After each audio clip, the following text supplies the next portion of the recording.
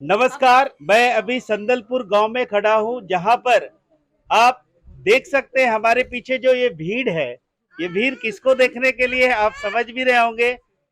हमारे बीच मौजूद है नेहा जी, जो बिहार न्यायिक क्षेत्र में, जुडिशियल क्षेत्र में वो जज बनी है। और उनके बनते ही आप देख सकते हैं पहले बार इस गांव में आई है। किस उत्साह देखा जा रहा है, किस तरीका से उनके परिवार वाले लोग स्वागत कर रहे हैं, हमारे पीछे देख सकते हैं। और सबसे पहले नेहा जी का स्वागत करेंगे। नेहा जी, आपका स्वागत है। Thank you thank you thank uh, you.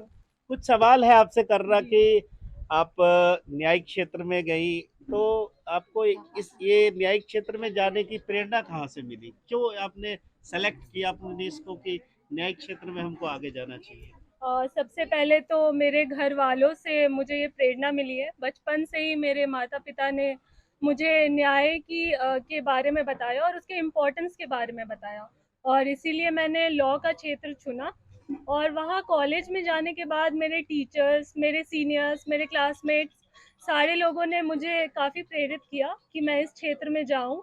और विशेष कर मेरे मामा जी और मेरे नाना नानी और दादा दादी इसमें मतलब बहुत मोटिवेट किया है मुझे इस पूरे जर्नी में। और अगर मैं आज सक्सेसफुल हूँ तो उन लोगों के आशीर्वाद की वजह से हूँ। जी, हमारा दूसरा सवाल है आपसे कि आपको प्रेरणा घर से मिली और आपने इस लक्ष्य को पूरा किया। जी इसके लिए हमारा चैनल और हमारी टीम के लोग धन्यवाद भी देता है। और हमारा दूसरा सवाल है, इस पड़ाव में जब आप शुरुआत की तो बहुत सारे ऑब्स्टिकल आते हैं। इसको आपने कैसे फेस किया और इसको कैसे आप आगे बढ़ते चले गए? जी, जब मैंने 2 साल पहले इसकी शुरुआत की थी, जब मैंने कॉलेज से पास आउट किया तो उसके 1 हफ्ते में ही ये नोटिफ़िकेशन आया था। और सारे स्टूडेंट्स की तरह मुझ पे भी बहुत प्रेशर था इसका, जो कि होता ही है पब्लिक सर्विस कमीशन वाले बच्चों पर। बट मेरे साथ मेरा भाई था, जो मेरा दोस्त भी था, तो उसके साथ मैं शेयर करते गई सारी चीज़ें।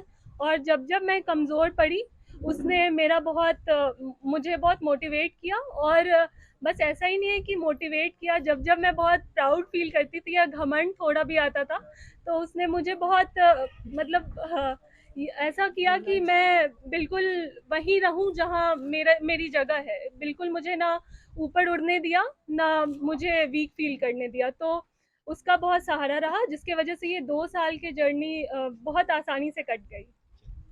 जर्नी आपका रहा और हम लोग आप जज भी बन गई हैं। तो जज बनने के बाद आप काफ़ी संघर्ष करके बनी होंगी, ये तो सभी को लगता भी है और लग भी रहा होगा। और आप इन इसके लिए और श्रेय किसको मानते हैं? चूँकि आप कॉलेज में पढ़े हैं, कॉलेज का नाम बताते हुए मतलब और आपको किन-किन लोगों ने इसमें बहुत ज़्यादा सपोर्ट किया जो यहाँ तक आप पहुँच पाए? जी, सबसे पहले तो मैं आज जो भी हूँ वो मेरे कॉलेज की वजह से है, चाणक्य नेशनल लॉ यूनिवर्सिटी। तो ये क्लैट करने के बाद मैंने जॉइन किया था यहाँ पे। और बाकी मेरा जो संघर्ष था वो तो था, बट मेरे माँ-बाप, मेरे मम्मी-पापा की जो जर्नी रही है वो भी काफ़ी संघर्षपूर्ण रही है, और मेरी मम्मी और मेरे पापा ही मेरे आइडियल हैं। तो इसके अलावा मेरे एक टीचर हैं राजेश सर, जो पटना में हैं। तो उन्होंने भी काफ़ी गाइड किया मुझे इंटरव्यू के टाइम पे। मेंस तक तो मैंने सेल्फ स्टडी करके निकाला था, बट इंटरव्यू में मॉक के लिए मैंने जॉइन किया था वहाँ पे। तो उनका बहुत योगदान रहा मेरे जर्नी में, और मेरे भाई का, मेरे पूरे परिवार का, दादा दादी और नाना नानी, सारे लोगों का संघर्ष है ये। और ये मेरे अकेले का सक्सेस नहीं है, उनका भी है, सारे गांव का भी है। जिस तरीके से आज ये भीड़ उमड़ी है, तो सभी का आशीर्वाद है मेरे साथ। चलिए, आपके गाँव के लोगों का भी इसमें सहयोग है, आपके कहीं न कहीं फैमिली वालों का भी बहुत कोऑपरेशन रहा, गुरुजी ने भी आपको बहुत कोऑपरेट किया। अब आप जज बन गई, न्यायिक प्रक्रिया अब से चालू होने वाला, आप पहला बार आए हैं। अब जब यहाँ से आप जाएँगे, तो न्यायिक प्रक्रिया में जाने के बाद चूँकि वहाँ लॉफ़ुल बातें होंगी, तो वहाँ आप कैसे अपने आप को सही और गलत में डिसीज़न देने में आपका प्रथम क्या रहेगा? किस तरीक़ा का डिसीज़न? चूँकि वहाँ तो फैक्ट की बातें होंगी, आप कैसे उसको जज कर पाएँगे? मैं समझती हूँ कि मैंने 5 साल का बीएलएलबी किया है, तो कॉलेज के माहौल ने मुझे काफ़ी कुछ सिखाया है। और घर वाले लोगों की वजह से मुझे सही और गलत की समझ हुई है, जो कि लॉ में सबसे ज़रूरी है। लॉ यही है कि क्या सही है और क्या गलत है। और मेरा प्रयास यही रहेगा कि जितना मेरे बस में हो, मैं लोगों तक न्याय को पहुँचाऊँ। क्योंकि एक्सेस टू जस्टिस सबसे पहला मोटो है लॉ का। तो मेरा भी यही प्रयास रहेगा वहाँ जाने के बाद। चलिए, आशा भी करेंगे और लोग भी इसी आशा के साथ विश्वास भी करेंगे कि आपके हाथों से सही डिसीजन हो और सही कलम चले। अब एक छोटा सा मैसेज, चूंकि आप एक महिला होके इससे अच्छे मुकाम पर पहुंचे, तो आप अपने जैसा जो तैयारी कर रहे हैं या जो लोग आपको सुन पा रहे हैं, देख पा रहे हैं, उसके लिए आप क्या प्रेरणा दे सकते हैं? उसके लिए क्या मैसेज है आपका? मेरे जर्नी में मैंने ये फील किया कि 2 की चीज़ें हैं जो सफलता हासिल करने में काफ़ी ज़रूरी है। पहला, खुद पे कॉन्फिडेंस होना कि मुझसे ये हो जाएगा, और दूसरा कि फेथ होना कि हमारे ऊपर भी एक पावर है जो हमें ये करने में बहुत मदद करेंगे। तो और लोगों का आशीर्वाद। तो कॉन्फिडेंस बहुत ज़रूरी है और होप और फेथ भी बहुत ज़रूरी है। बाकी मेहनत तो बिल्कुल, वो तो करना ही पड़ता है। हाँ जी। और महिलाओं के लिए खासकर ये है कि महिलाएं तो आजकल हर क्षेत्र में आगे बढ़ रही हैं, तो मैं भी उनमें से एक हूँ। तो मेरा यही संदेश है कि जैसे मतलब महिलाएं किसी से कम नहीं है, और अगर वो कुछ ठान लें तो फिर वो कर सकती है, ज़रूर कर सकती है, और मैं एक एग्जाम्पल हूँ। तो यही बात है कि वो सब कुछ कर सकती है।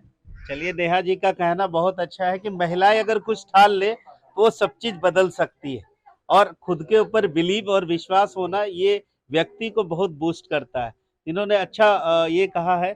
और एक छोटा सा परिचय आप दें, कैसा गांव था आपका, और गांव में बहुत सारे लोग आपको मिल रहे हैं, परिवार के लोग भी बधाइयाँ दे रहे हैं, कैसा लग रहा है उन लोगों को? एक छोटा सा ब्रीफ कर दें, जी, आपका गांव का ये क्या तो भौगोलिक आपको दृश्य? मेरे पीछे की भीड़ देखकर ही पता चल रही है कि इन लोगों को कैसा लग रहा है, और इन लोगों के बिना मेरी सफलता बेमायने हो जाएगी। तो इन्हीं लोगों के आशीर्वाद की वजह से मैं हूँ जो हूँ। और मेरा गांव बचपन से मुझे याद है कि मतलब गांव तो हमारा काफ़ी अच्छा था, और मतलब यहाँ के ही संस्कार हैं जो मुझे काफ़ी आगे तक ले गए। कुछ बातें जो हमेशा याद रहती हैं, और बचपन में यहाँ बिताया हुआ समय काफ़ी याद रहता है। तो मैं यही मेरी यही आशा है कि यहाँ से और भी बच्चे निकले और ऐसे ही गांव और जिले का नाम रोशन करें।